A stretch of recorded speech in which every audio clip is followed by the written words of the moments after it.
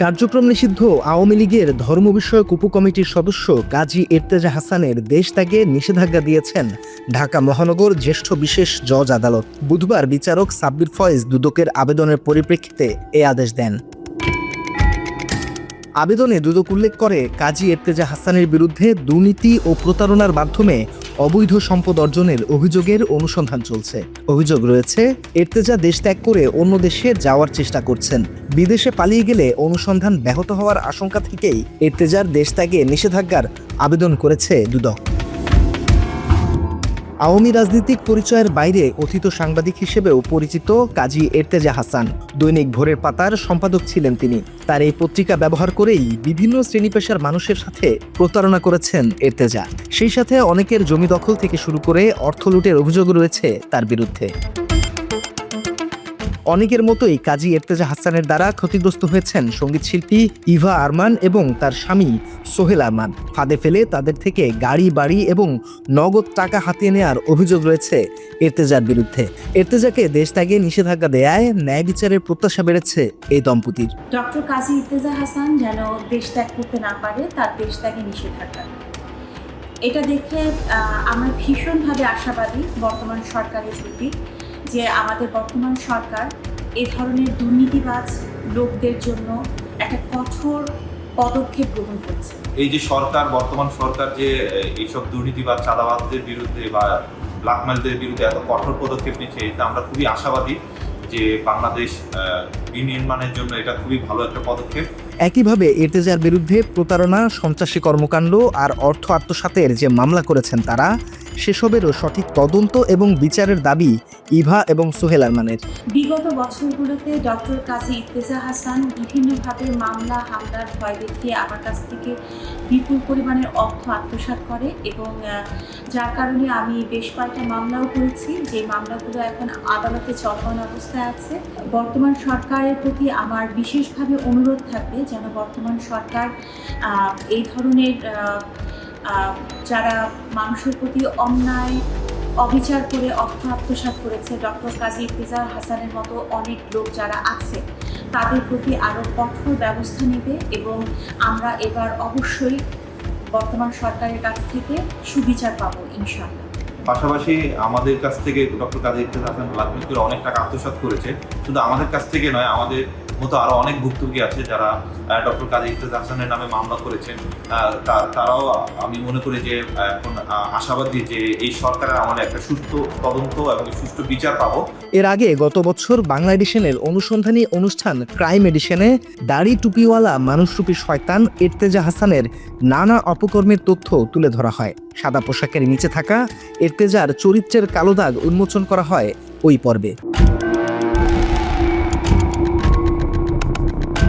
মত যার থাকতে পারে, বঙ্গবন্ধুর ব্যাপারে কারোর কোনো দ্বিমত থাকার কোনো আশঙ্কা নেই। জয় বাংলা যখন বলতো আমি পাশে এসে বলতাম, মা জয় বাংলা বললে তো খুব ভালো লাগে। আর্নিং এন্ড প্ল্যানিং করি, আমি তো নিউজ লাগবে, আমার মাল লাগবে। কে সমস্যা করবে ইর্তেজা? হ্যাঁ, করতে পারে, তার বিষয় আছে, ওরা কি ভালো লোক থাকে।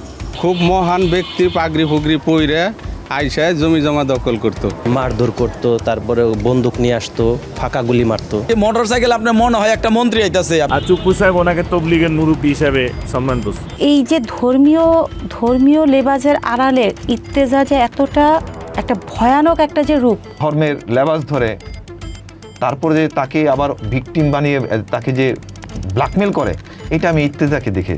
সুন্নতি লেবাসে বিভিন্ন নারীদেরকে চাকরির ফাঁদে ফেলে সম্ভ্রম নষ্ট, মানুষের অর্থ আত্মসাৎ, জমি দখল, জুয়া খেলা থেকে শুরু করে ইর্তেজার সব অপরাধের ফিরিস্তি প্রকাশ করা হয় ক্রাইম এডিশনের ওই পর্বে। জ্বর হয়েছিল আমার 102 ডিগ্রি জ্বর, লেকশোর হোটেল উঠছিলাম, রাত 2টা বাজে ইর্তেজা আমাদের ফোন দিয়ে বলে যে এখন বাসার থেকে যেখানে আছেন যেখান থেকে চলে যান, কোথাও চলে যান, নাহলে কিন্তু ডিবি হারুন এসে উঠাই নিয়ে যাবে। এত প্রেশার দিত যে এই প্রেশারগুলো আমি আগের সময় নিতে পারতাম না। এবং সত্যি বলতে আমি এই ইর্তেজার কারণে আমি বহুবার আমি হসপিটালাইজও ছিলাম। কি করে বোঝাই যে তোকে কতটা আপন লাগে। সঙ্গীত শিল্পী শেখ উর্মি আরমান ইভা সারা জীবন যা কামিয়েছেন তার পুরোটা আত্মসাৎ করে হজম করে ফেলেছিলেন এর্তেজা হাসান। বাড়ি গাড়ি সহ ইভা এবং সোহেল আরমানের 7 থেকে 8 কোটি নগদ টাকা হাতিয়ে নেওয়ার অভিযোগ রয়েছে কথিত এই সাংবাদিকের বিরুদ্ধে। টিভি হারুন আপনার উপর অনেক ক্ষিপ্ত এবং উনি যেটা চাচ্ছে এই অ্যামাউন্টটা আপনার ওনাকে দিতে হবে 50 লাখ টাকা। ব্যাংকের টাকাগুলো ভেঙে দিচ্ছি, আমার ওয়াইফ আমার সাথে গাড়িতে ঘুমাচ্ছে ভাই, গাড়িতে আমরা খাচ্ছি। প্রয়োজনে যদি আপনার রক্ত বেচে টাকা দিতে হয় আপনি দরকার পড়লে রক্ত বিক্রি করে টাকা দিবেন। 5.5 কোটি উপরে নিচ্ছে। এর ভিতরে আবার কি করলো, যখন আমাদেরকে তখন বললো যে আপনারা আপাতত বাসায় থাকেন না, বাড়ির বাইরে বাইরে থাকেন, হোটেলে থাকেন বা কোথাও থাকেন, আর আমাদেরকে বিভিন্ন একটার পর একটা ভয় দেখাতে থাকে। প্রথমে এভাবে সে একটা ধর্মের লেবাস ধরে, তারপরে যে তাকে আবার ভিকটিম বানিয়ে তাকে যে ব্ল্যাকমেল করে, এটা আমি ইর্তেজাকে দেখে। এর্তেজার সবচাইতে যেটা মানে মানুষকে মানে একদম বশ করে ফেলে সেটা হলো এর্তেজার ধর্মীয় একটা লেবাস, পাগড়ি, টুপি, চোখে সুরমা, পাঞ্জাবি, তারপর ধর্মীয় বিভিন্ন নবী রসুলদের কথা বলে ব্যাখ্যা দেওয়া। তো এই যে ধর্মীয় লেবাসের আড়ালে ইর্তেজা যে এতটা একটা ভয়ানক একটা যে রূপ। ক্ষমতার অপব্যবহার করে ঢাকা মিরপুর বিআরটি এর তৎকালীন কিছু অসাধু কর্মকর্তার যোগসাজশে ইভা আরমানের দামি গাড়ি জালিয়াতি করে আরেকজনের কাছে বিক্রি করে দেন এর্তেজা। এই কাজী এর্তেজা মালিকানা বদলের সময় ছিল কিনা এখানে বা এটা অলরেডি আপনারা তো করতে কিভাবে জানাবেন আপনারা জানেন এটা যদি এখন খোলা থাকতো তাহলে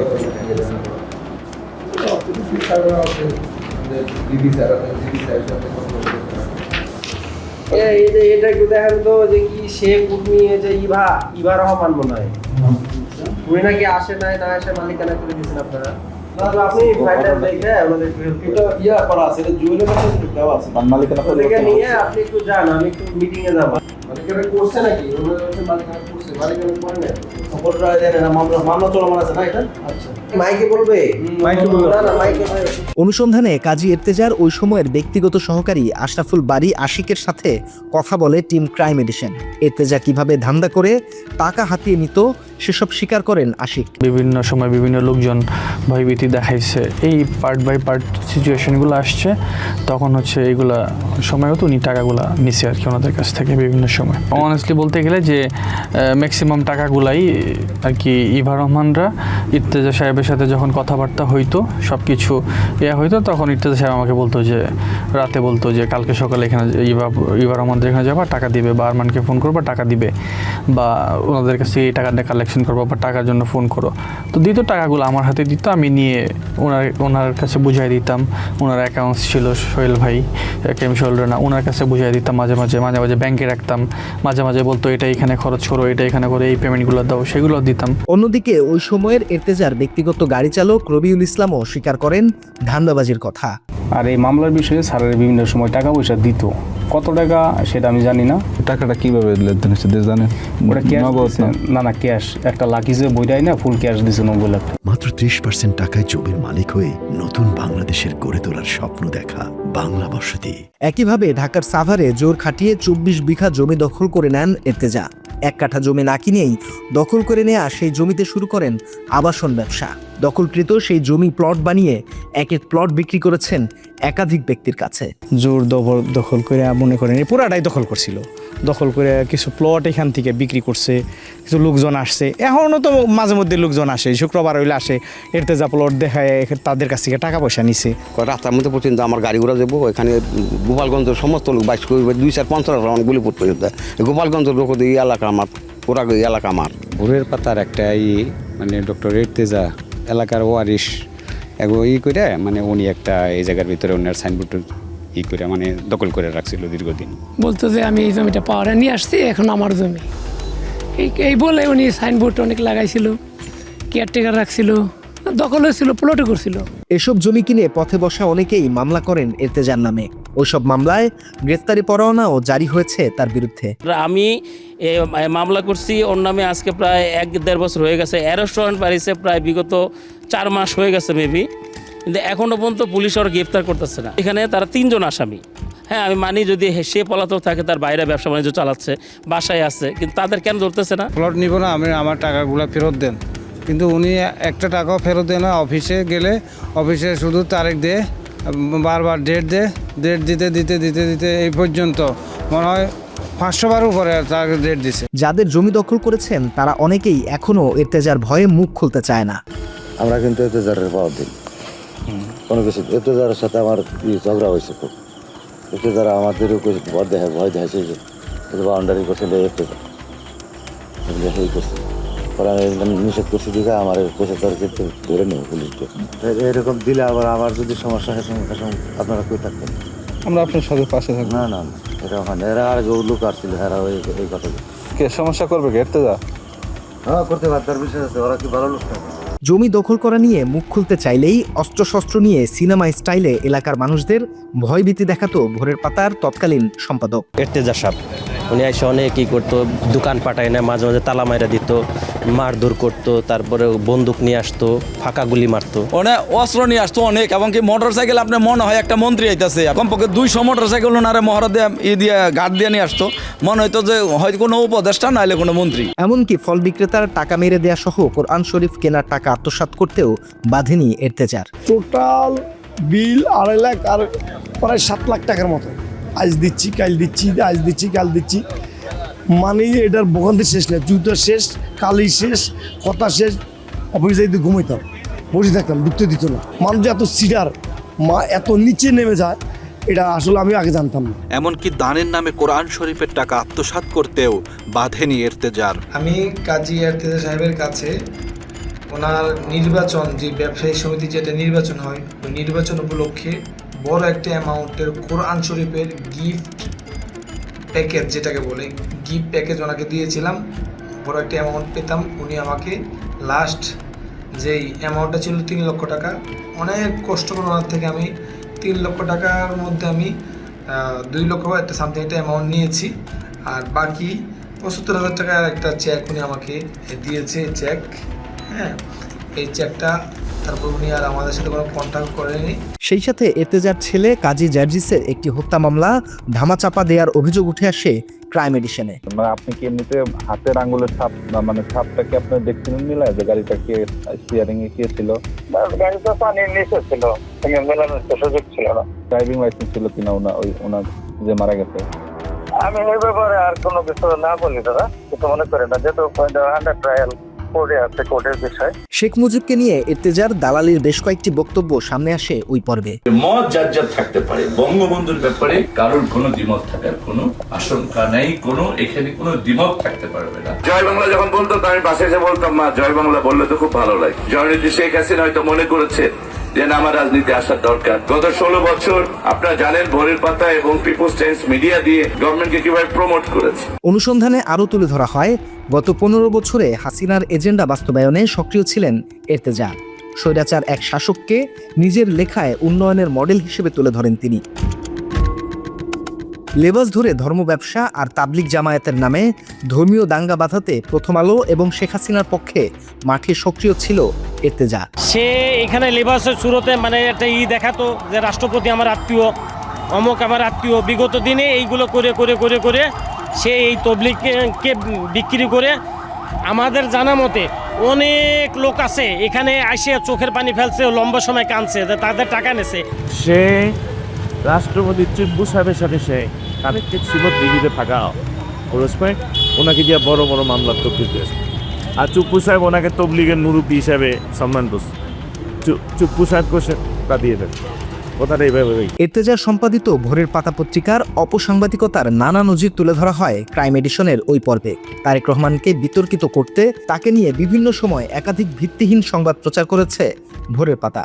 তেমনই কয়েকটি প্রতিবেদনের শিরোনাম ছিল এরকম: আল জাজিরার প্রতিবেদনে অর্থ যোগান দিয়েছে তারেক জিয়া, তারেক রহমানের নিয়মিত নারী আর মাদকের সরবরাহকারী সামি, মাফিয়া দাউদ তারেকের 5 লাখ কোটি টাকার নতুন ব্যবসার পরিকল্পনা, কিভাবে প্রভাব খাটিয়ে সব সরকারি কাজে কমিশন নিত তারেক জিয়া। এছাড়া গ্রেনেড হামলায় তারেক রহমানকে দায়ী করে ভোরের পাতা ছাপে 21 আগস্টের প্রধান ষড়যন্ত্রকারী হিসেবে তারেক রহমানের মৃত্যুদণ্ড শাস্তিপ্রাপ্য।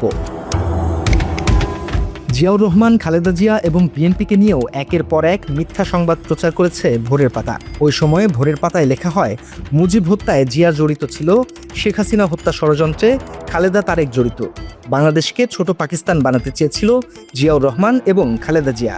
কোনো প্রমাণ ছাড়াই এমন ট্যাগ দিয়ে দেয় ভোরের পাতা।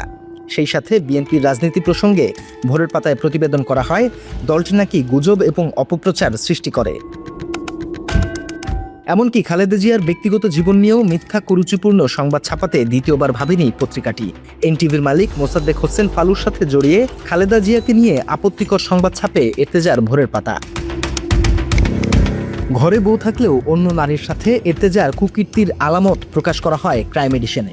ভোরের পাতার কারণ বাজারের অফিসে বসেই একাধিক নারীর সাথে অবৈধ সম্পর্কের চূড়ান্ত পর্যায়ে পৌঁছাতেন কথিত এই সাংবাদিক। কিছু কিছু ইন্টিমেসি ছিল, আমি যত দূর আর কি দেখছি, প্রেমের সম্পর্ক, ভালো লাগার সম্পর্ক, এরকম অনেক সময় অনেক মেয়েরা অফিসে আসতো, সারের রুমে ঢুকতো, দেখতাম, তারপর দরজা লাগাই দিত, তারপর ভিতরেই তারা কথা বলতো না কি করতো, তারা কি তার গার্লফ্রেন্ড না তার কোনো ব্যবসায়ী কোনো ক্লায়েন্ট, এটা তো আমি জানি না। অনেক সময় মনে করে বলতো যে ও ফার্মেসিতে যায় ফোন ধরাই দিতে, পরে আমরা ফোন ধরে দিলে ফার্মেসি হলে প্যাকেটের ভিতরে দিত, ওনার খুলে দেখতাম যে এটা বাইকের ওষুধের মানুষের শরীর খান পরে বাইকের কি এটা তো জানতাম না, পরে শুনছি আর কি ওষুধের। অফিসে বসেই এর্তেজার চাঁদাবাজি করার প্রমাণও তুলে ধরা হয় ক্রাইম এডিশনে। তোমার ভাতিজা বলতেছে, তুমি এই ভোরের পাতায় করতে করতে তো বড় হয়ে যাচ্ছে, তোমাদের প্ল্যানিং কি, আর্নিং এর প্ল্যানিং কই? আমি তো নিউজ লাগবে, আমার মাল লাগবে, যদি মুভ করতে পারতাম তো আমি এক জায়গায় বসে আমি 1 কোটি টাকা নিয়ে আসতাম। এগুলো সব বুঝি আমরা, 21 বছর মিডিয়া চালাইছি। অনুসন্ধান থেকে জানা যায় 24-এর 5 আগস্টের পর থেকে আর নিজের কারওয়ান বাজারের অফিসে যাননি এর্তেজা। আমি এখানে পিওন হিসেবে আছি। কতদিন ধরে আছেন? আমি আছি অল্প গত বছর ধরে। আচ্ছা, আপনাদের যিনি সম্পাদক উনি অফিসে আসে? না, ছাত্র অফিসে আসে। জুলাই হত্যা মামলা সহ একাধিক মামলা রয়েছে এর্তেজার বিরুদ্ধে। উনি বাদী হয়ে প্রথম 29 আগস্ট 2024 সালে একটি মামলা করে, যে মামলায় ডাক্তার কাজী এর্তেজা সহ যাদেরকে আসামি করে, এই মামলাটি আমাদের তদন্তকারী অফিসার তদন্ত শেষ করে বিজ্ঞ আদালতে অভিযোগপত্র দাখিল করে। গত 25শে মার্চ আমাদের এই থানা থেকে তাদের বিরুদ্ধে ন্যায় বিচারের নিমিত্তে বিজ্ঞ আদালতে তাদের বিরুদ্ধে অভিযোগপত্র দাখিল করে এবং ওই অভিযোগের সত্যতা পেয়ে আর কি। এত সব মামলা থাকার পরও এর্তেজাকে গ্রেপ্তার করা যায়নি এখনো। এই অবস্থাতেই তার বিরুদ্ধে দেশত্যাগে নিষেধাজ্ঞা দিলেন আদালত। এখন তাকে দ্রুত গ্রেপ্তার করে আইনের মুখোমুখি করার দাবি ভুক্তভোগীদের।